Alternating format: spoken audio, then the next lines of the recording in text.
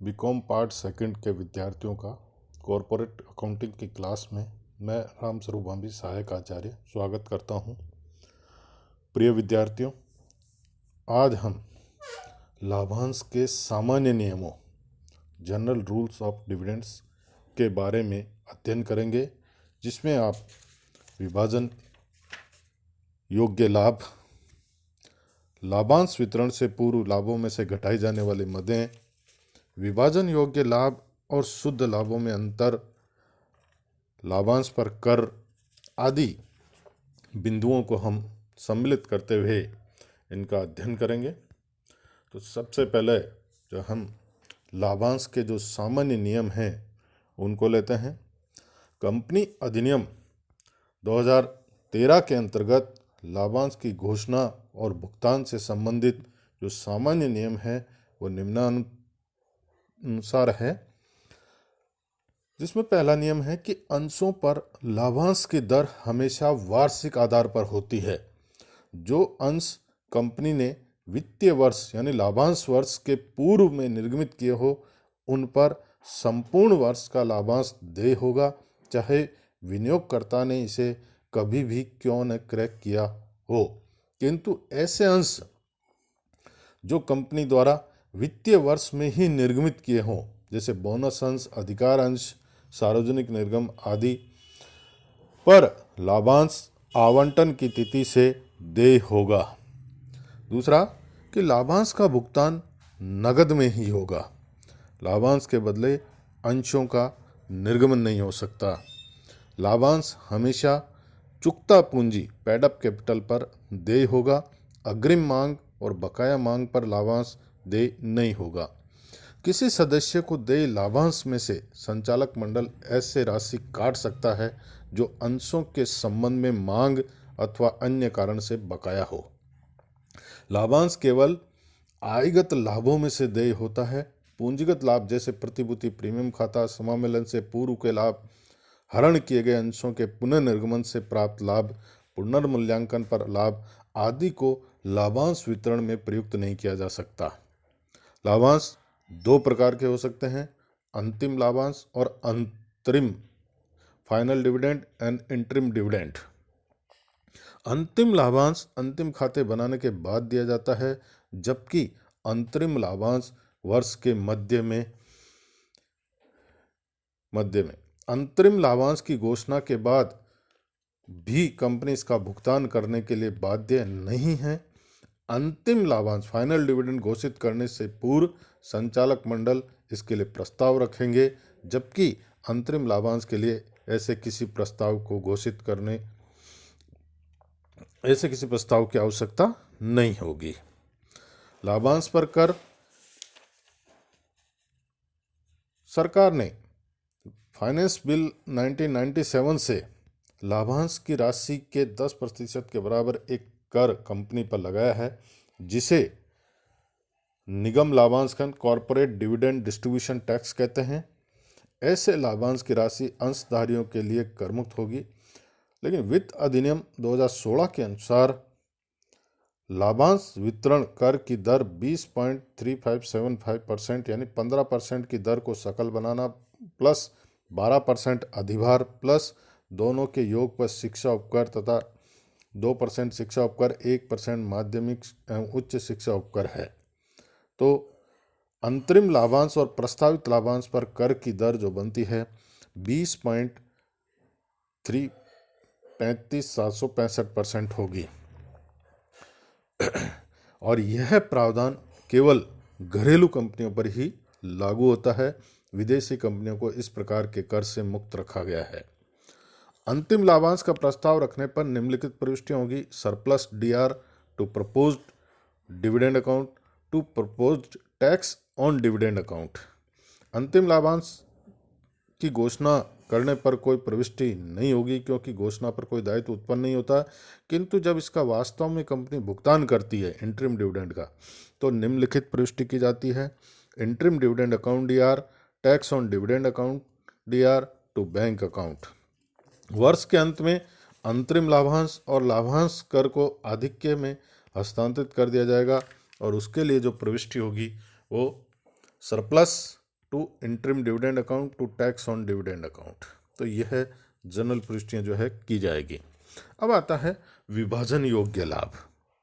ऐसे लाभ जो अंशधारियों को लाभांश के लिए उपलब्ध हैं, जिनकी गणना कंपनी अधिनियम की धारा 123 के प्रावधानों के अनुसार की जाती है, उन्हें हम विभाजन योग्य लाभ कहते हैं।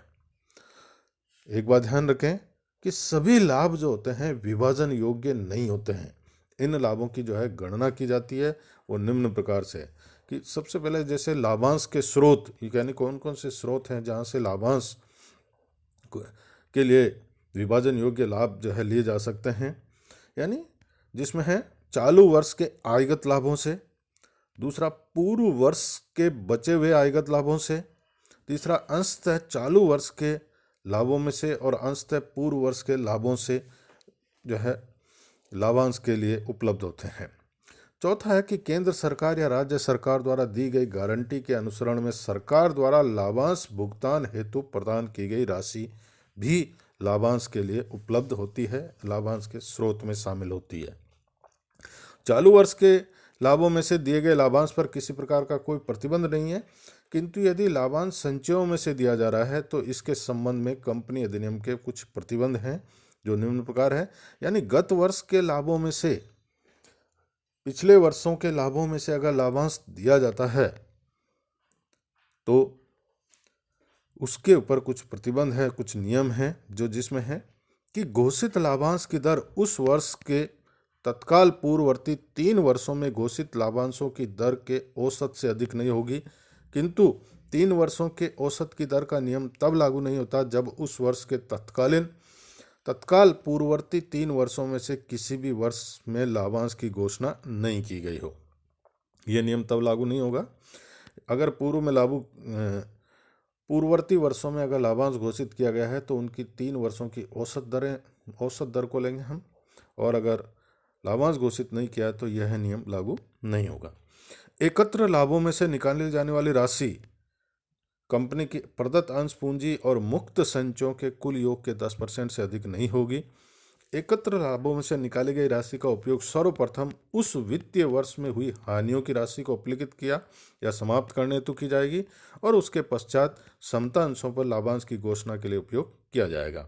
संचय में राशि निकालने के बाद शेष बचे संचय यानी रेजिडुअल रिजर्व्स जो है की राशि चुकता अंश पूंजी के 15% से कम नहीं होनी चाहिए, यानी पेड अप कैपिटल के 15% से कम नहीं होने चाहिए।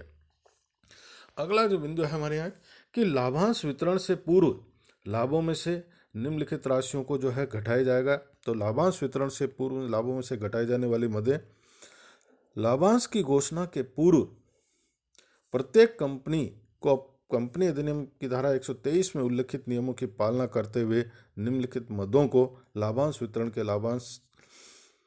वितरण से पूर्व घटाना होगा और फिर शेष राशि को ही लाभांश के रूप में बांटा जा सकता है, जिसमें पहला है कि चालू वर्ष के हास की राशि जब तक कंपनी अधिनियम 2013 की अनुसूची 2 के प्रावधानों के अनुरूप चालू वर्ष के हास की राशि को अपलिखित नहीं कर लेती तब तक लाभांश घोषित नहीं कर सकती। दूसरा है कि यदि पिछले वर्षों में कंपनी अधिनियम में उल्लेखित हास की राशि से कम हास अपलिखित किया गया हो तो ऐसा जो बकाया या अशोधित हास है जब तक अपलिखित नहीं हो जाता तब तक कंपनी लाभांश नहीं दे सकती, यानी अनएब्जॉर्ब डेप्रिसिएशन को भी हमें लेस करना होगा, घटाना होगा। यदि कोई व्यापारिक हानि जो पहले के वर्षों की हो और अभी तक अपलिखित नहीं हुई हो तो कंपनी को लाभांश देने से पूर्व निम्नलिखित में से जो कम हो को अपलिखित करना अनिवार्य होगा। तो उस समय की व्यापारिक हानि हास घटाने के बाद या उस समय पुस्तक में लिखे गए हास की राशि, इन दोनों में से जो कम हो उसको हमें घटाना होगा। तो ये 3 आइटम जो है घटाने के बाद ही कंपनी लाभांश वितरण हेतु लाभों को काम में ले सकती है। एक और पॉइंट आता है अपने यहाँ पे कि विभाजन योग्य लाभ और शुद्ध लाभ में अंतर। कंपनी के लाभ हानि खाते द्वारा जो लाभ प्रकट किया जाता है उन्हें हम शुद्ध लाभ कहते हैं। तो कंपनी के लाभ हानि खाते से यानी जो लाभ हानि विवरण बनता है, profit and loss statement of profit and loss, उससे जो लाभ प्रकट होता है उसको हम शुद्ध लाभ कहते हैं। जबकि कंपनी जिन लाभों में से लाभांश बांट सकती है, यानी लाभांश बांटा जा सकता है, उन्हें विभाजन योग्य लाभ कहते हैं। ध्यान रखें, विभाजन योग्य लाभ और शुद्ध लाभ दोनों में बहुत अंतर है, और कई बार ये एग्जाम्स में भी पूछा जाता है, परीक्षा में पूछा जाता है, इसको ध्यान रखें। विभाजन योग्य लाभों का संबंध जो है किसी वर्ष विशेष से नहीं होता है, जबकि शुद्ध लाभ का संबंध किसी एक वर्ष विशेष से ही होता है। विभाजन योग्य लाभों की गणना धारा 123 के प्रावधानों के अनुसार की जाती है, जिन्हें लाभांश के रूप में दिया जा सकता है। संपूर्ण शुद्ध लाभ लाभांश के रूप में उपलब्ध नहीं रहते हैं, यह भी ध्यान रखें। विभाजन योग्य लाभों में चालू वर्ष के लाभ, पिछले वर्ष को बकाया लाभ तथा सरकार द्वारा की गई गारंटी की राशि भी सम्मिलित होती है, और शुद्ध लाभ में केवल चालू वर्ष के लाभ ही सम्मिलित होते हैं। विभाजन योग्य लाभ ज्ञात करने के लिए न्यूनतम मूल्यह्रास का बकाया और पिछली हानियां अपलिखित करना अनिवार्य है, जबकि शुद्ध लाभ ज्ञात करने के लिए बकाया, मूल्यह्रास और पिछली हानियां या चालू वर्ष का पूर्ण ह्रास भी जो है अपलिखित करना अनिवार्य नहीं है। तो ये जो अंतर था विभाजन योग्य लाभ और शुद्ध लाभों में महत्वपूर्ण अंतर है। आपकी स्क्रीन पर भी ये जो है आ रहा है नोट्स के रूप में, और आपको उपलब्ध करा दिया जाएगा। आप इनको ध्यान से पढ़ें, देखें, समझें, और किसी प्रकार की कुछ समस्या हो तो मुझसे संपर्क करें। धन्यवाद।